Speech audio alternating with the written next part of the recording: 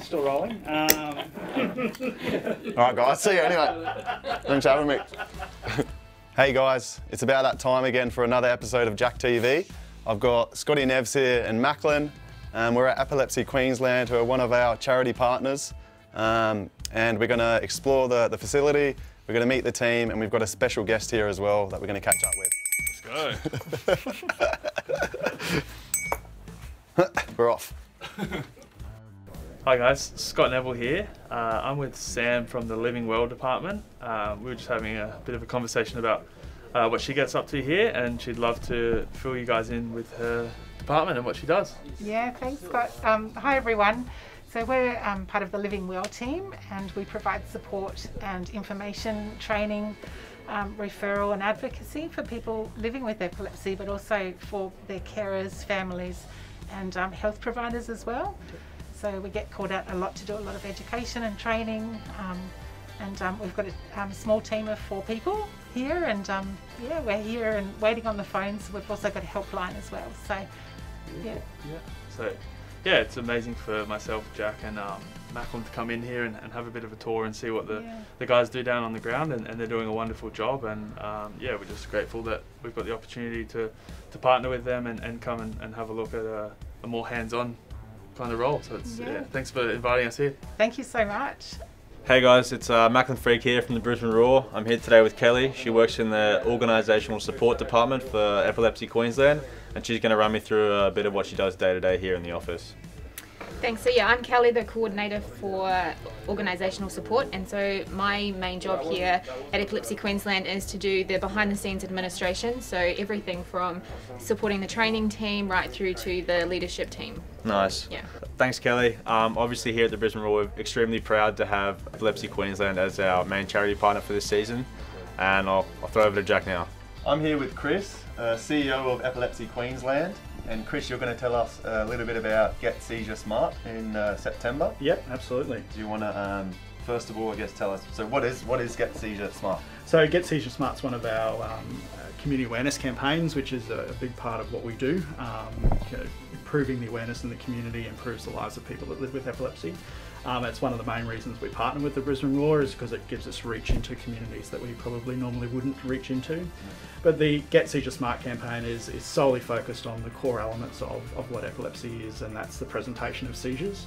And it focuses on how do we recognise seizures, the signs, the symptoms, or the representation of seizures, how do we respond to them, what's an appropriate level of first aid, when and when not to call an ambulance. I guess the key components of those campaigns. Okay, because I remember obviously back at school, when my first experience seeing someone having a seizure, I was completely unsure of what to do, whether to panic, whether to run off and scream for help. I had absolutely no idea. So is there like a specific like age group that you guys are targeting with this, or is it just trying to spread that awareness throughout, obviously all ages, and just create, you know, more knowledge behind that and what to do and how to respond? Yeah, that's certainly a very broad campaign. In this particular year, we're targeting the cohorts that are most often diagnosed, and so we're targeting parents because it's kids under 5 that are in the largest cohort, and in adults 55 and over. So we've got 2 strands to the campaign this year. One is focusing on parents, so to help them work with their kids, and then obviously with schools and everything else that comes with that, but also 55 and over, so a very heavy concentration for the first time on seniors, aged care, all of those types of spaces are the 2 cohorts we're really focusing in on this year. Okay. I think that's great. Going back from my first experience at school, seeing someone having a seizure, I had absolutely no idea how to deal with it, how to respond. So I think it's great that if we can create more of a knowledge behind that and how to respond, I think that's going to go quite a long way. So that's awesome. And also I wanted to maybe ask you a little bit about the partnership between Epilepsy Queensland and Brisbane Roar. If you could tell us a little bit more about that partnership and how we're working together at the moment. Yeah, sure. And so, I mean, the community awareness piece is a big reason why we partner with the Brisbane Roar, and we're really proud to do that. Our Make Much Purple campaign earlier this year was the launch of that partnership. It was a really fantastic experience for, I think, both of our sides of the partnership, but certainly our community really loved the way it played out, and we're really grateful to be part of it. So, you know, thank you. you and the boys and the team for really getting behind it. It's a really good experience. Yeah, I will say our last little bit we did together was extremely fun. I'm not sure if you guys remember us getting poured jelly over the top of us after training, which was a good laugh. So it's probably one of the funner things we've done as well. So it was very enjoyable, and we love being involved with you guys, and we're always happy to help Epilepsy Queensland. We look forward to more fun together. I hope so. And I think we're gonna go and have a chat with Thomas now, who is a young Roar fan, who experiences epilepsy. So I'm going to go have a chat with him and get some of his thoughts on football and his life in general, and have a good catch up with him. So I'm looking forward to that as well. Great. Thank you very much. Thanks for having us, Jack. I'm here with Tom, who is an aspiring footballer. Actually met you probably about 7 years ago now, and we just saw a photo together 7 years ago. That's crazy. So you've grown a lot and I haven't. But no, it's great to catch up with you again, and I'd love to hear a little bit more about your story and your experience with epilepsy. How old were you when I guess you guys became aware of your experience in the epilepsy? I was 7 at the time. Okay.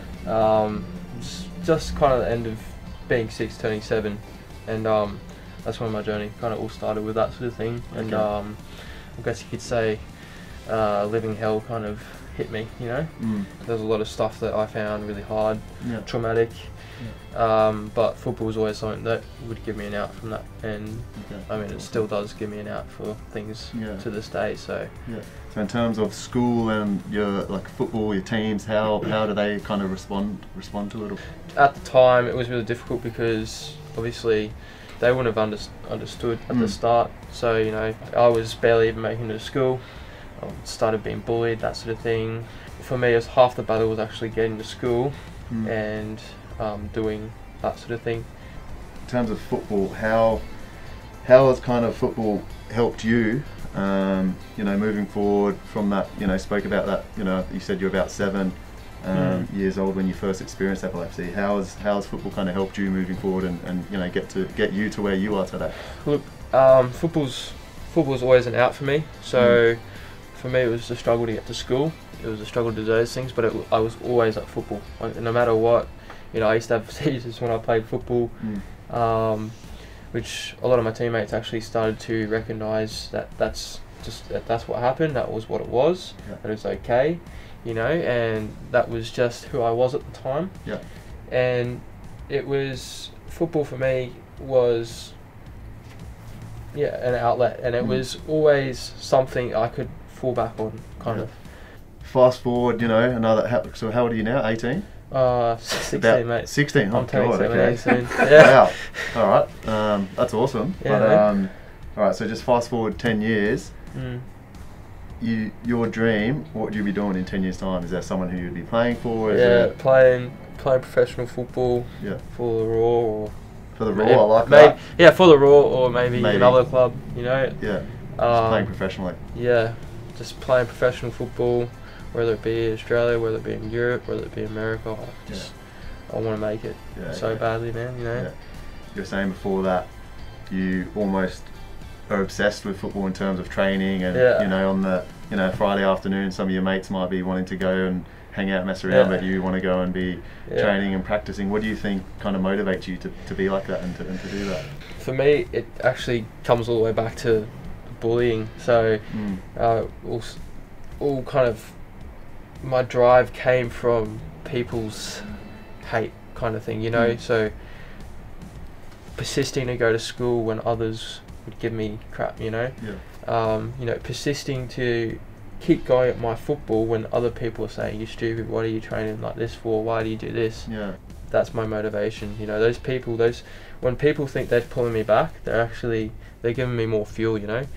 It fuels me to work harder and get out Friday afternoon train, It's good. Cool. Yeah, I was saying as well before, it's even I think most of us notice as professional footballers, you kind of get to an age, probably around your age now, where you've got friends that might kind of go down a different path to where you want to go, and a lot of my best mates were probably as good as me, if not some of them probably better than me at football, and then you get to this point in your life where you know, there's like the partying and that type of stuff where Yeah. people kind of might want to go down that track. And I think what I say to people is that when it got to that stage, I went the other way, where I stayed on the right track.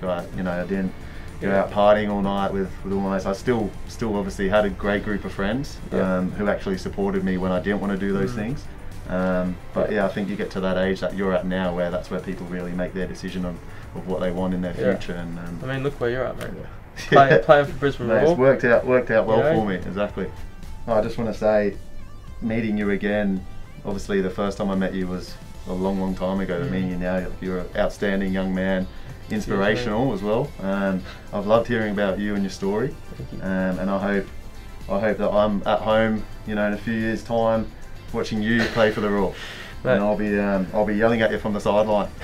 But yeah, I really do hope that you continue to grow as a footballer, and you do continue chasing your dream. Like I said, it's been awesome catching up with you again, and I spoke to obviously Nevs and Macklin, and we're going to try and sort something out for you as well, whether it's a jersey or something like that. So we'll get that to you hopefully in the next couple of weeks. Get the boys to sign something for you and go from there. But I appreciate your time, and thanks for wanting to catch up and hang out. And yeah, as I said, outstanding young man, and it's been inspirational hearing your story. Yeah, awesome. Cheers, mate. Thanks, mate. Cheers, bro. Been a pleasure. Thank you.